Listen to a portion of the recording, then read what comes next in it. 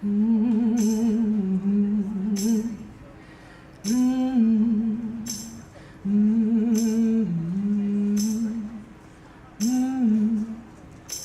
carry your blood, Father, I do.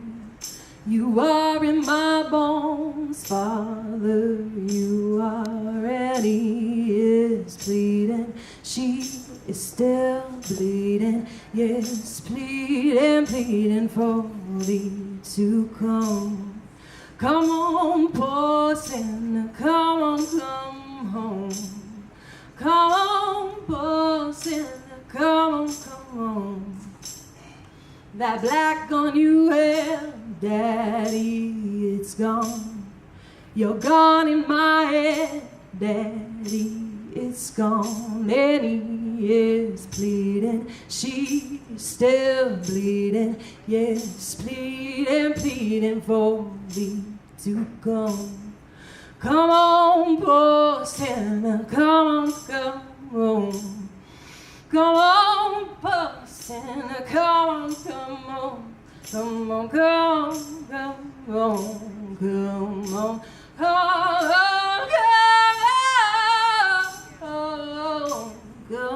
home.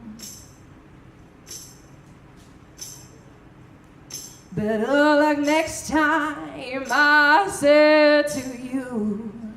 You are dead, I said, free, daddy, free, free, daddy, free, free, daddy, free. And he is bleeding, she's still bleeding, yes, pleading, pleading for thee to come.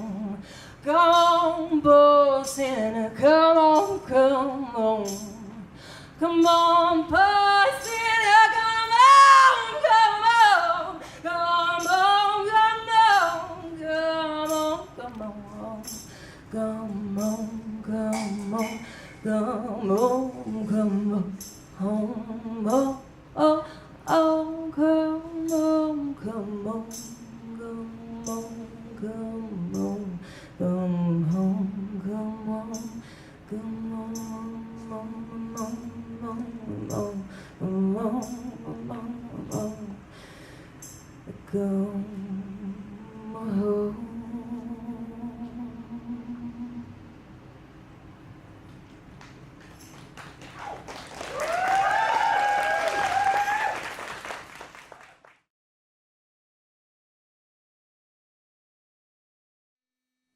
Ghosty. The ending began with a Christmas card I got from you, your wife, and your dog 2 years ago. You were almost a ghost. Your shell was shrinking. Your wife was wide and short.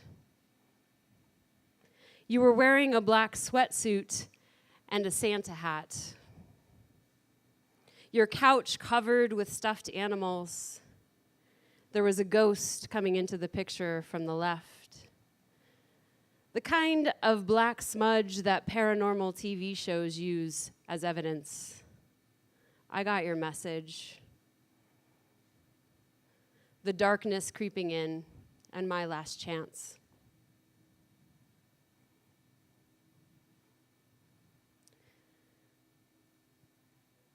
I visited you that Christmas.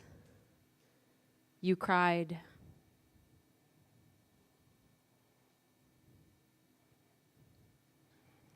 You invited me back last Christmas. I did not come.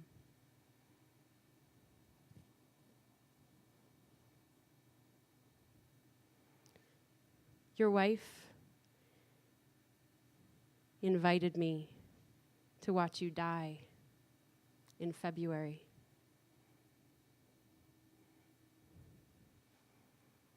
I came.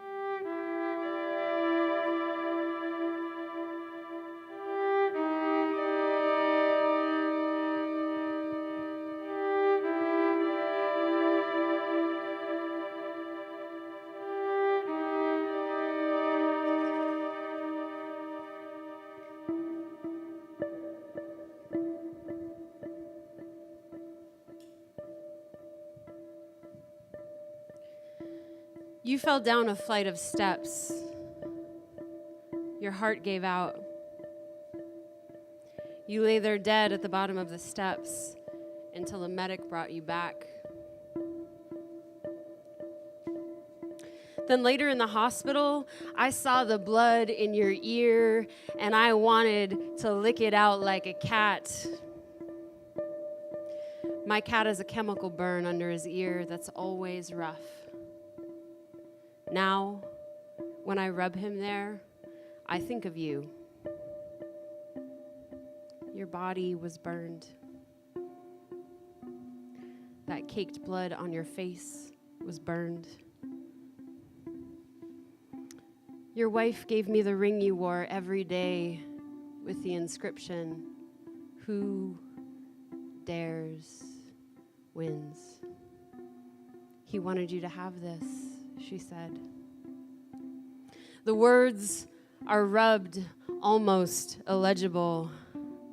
I never saw your thumb rubbing over who, rubbing over dares, rubbing over wins. I watched the nurse use hand lotion to pull it off your dead finger.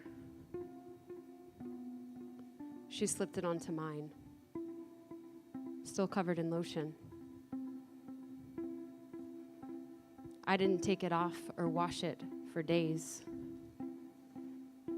I don't rub it, but I read it, wearing "Who dares" down with my eyes.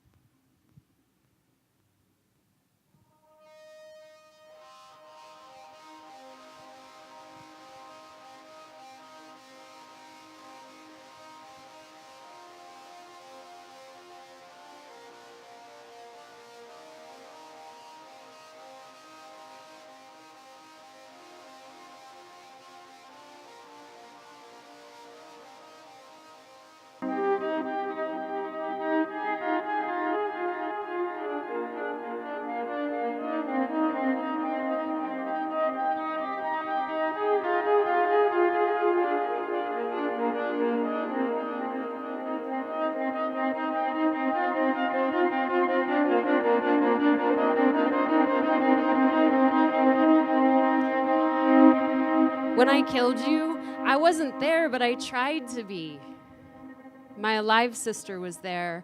My dead sister hovered over you, always willing to wait. Your friends were at the foot of your bed. They were ugly, pockmarked, swollen, badly groomed, ignorant, unkempt. Were you ever proud of me, your well-educated and loving dyke daughter? Your wife was by your head with dough terror. She kept repeating, "What am I going to do without him?" I never called you after you got married to tell you that your wife and mine had the same name.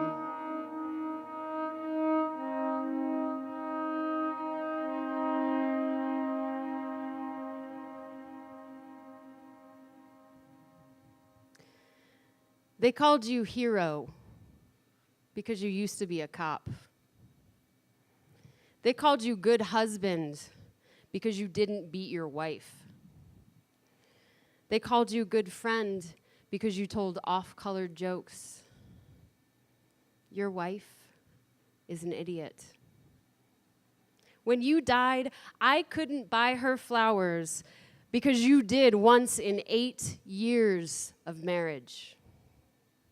Carnations and baby's breath in a throwaway glass vase. Your wife photographed it. She kept it on her kitchen table with ribbons still attached after 6 years. She filled it with fake sunflowers. When you died, I bought her a purple, sparkled, winged, stuffed unicorn from the Price Chopper, where she introduced me to strangers as her daughter. Once when I was 16, you took me to brunch at West Point. You introduced me as your daughter to strangers. I have only met your wife 3 times. She clutched the unicorn to her chest. She thanked her daughter for the present. Your wife called me and asked me for $500 to pick up your ashes. She wants to put you on top of the TV. I didn't give her the money.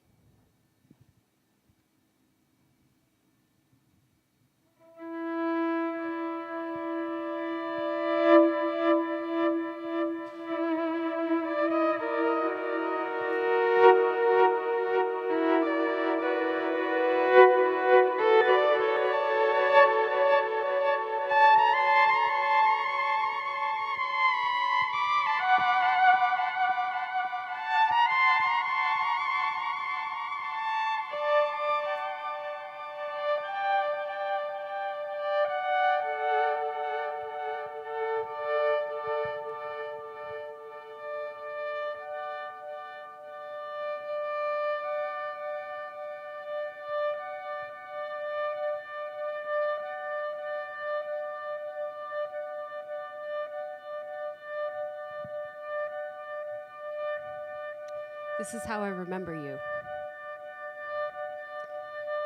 While you were dying, your wife said, "He was a cop in New York City." The assistant hospital chaplain said, "Wow, a hero." She stared at my sister and me, expecting another example of a life well lived. I couldn't come up with anything. My sister said, "He took up a lot of space." Everyone in the ICU nodded, as if this was a normal thing to say. A friend said, yeah, he did have a really big personality." I looked at your shrunken, dying body. You used to be a big man with broad shoulders. You filled in the cracks of every love my sister and I have ever had. Your drunken voice on my answering machine last Father's Day got louder and louder. You got bigger and bigger in my heart until you popped it when I was 10. When I was a kid, you were larger than life, sometimes a legend, but you were never my hero. I am still waiting for something to say to the chaplain. My unspoken answer fills up my mouth. It gets bigger and bigger and bigger and bigger.